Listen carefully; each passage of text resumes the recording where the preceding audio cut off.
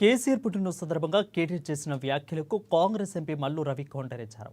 KCR Telangana hero అని BRS నేతలు మాట్లాడుతున్నారని, కానీ తెలంగాణలో నిజమైన హీరో సీఎం రేవంత్ రెడ్డి అని అన్నారు.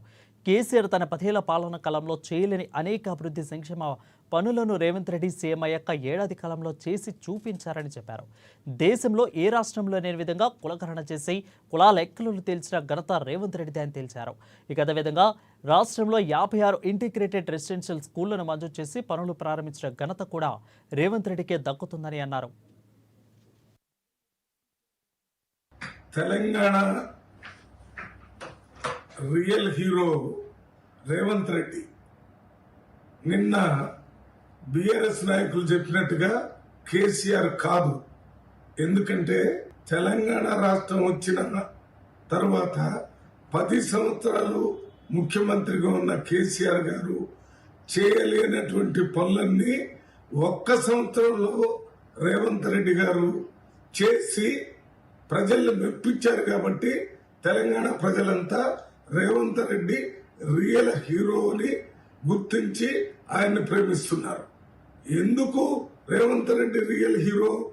ఆయన భారతదేశం మొత్తంలో ఏ రాష్ట్రంలో జరగని విధంగా తెలంగాణ రాష్ట్రంలో 1,00,000 మంది ప్రభుత్వ అధికారులను పెట్టి తెలంగాణలో కులగణన చేసి బీసీ రిజర్వేషన్ పెంచే కార్యక్రమాన్ని తీసుకున్నాడు. ఇది ఏ రాష్ట్రంలో కూడా జరగలేదు. అంతేకాకుండా 56 ఇంటిగ్రేటెడ్ రెసిడెన్షియల్ స్కూల్స్ కి శాంక్షన్ చేశాడు. ఒక్కొక్క స్కూల్ కి 200 కోట్ల రూపాయలు. ఒక్కొక్క స్కూలు 25 ఎకరాల్లో కడతారు. ప్రపంచ స్థాయి ఎడ్యుకేషన్, ప్రపంచ స్థాయి భోజనం, ప్రపంచ స్థాయి ఆటలు ఆ 25 ఎకరాల్లో ఏర్పాటు చేస్తున్నారు. అక్కడ ఎస్సీ, ఎస్టీ, బీసీ, మైనార్టీ, పేద ఓసీ పిల్లలు కూడా ఒకే హాస్టల్లో 5వ తరగతి నుంచి ఇంటర్మీడియట్ వరకు ఉండి చదువుకొని బయటికి రావటం వల్ల మంచి సమాజాన్ని, కులానికి మతానికి అతీతమైనటువంటి విద్యార్థులను బయటికి తీసుకొచ్చి ఏర్పాటు చేశాడు. అంతేకాకుండా ఆయన తెలంగాణలో ఉన్న మహిళలందరూ కూడా ఆర్టీసీ బస్సుల్లో ఉచితంగా ప్రయాణం చేసేటటువంటి ఏర్పాటు చేశారు.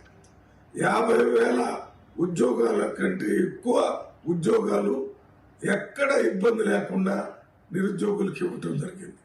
ప్రతి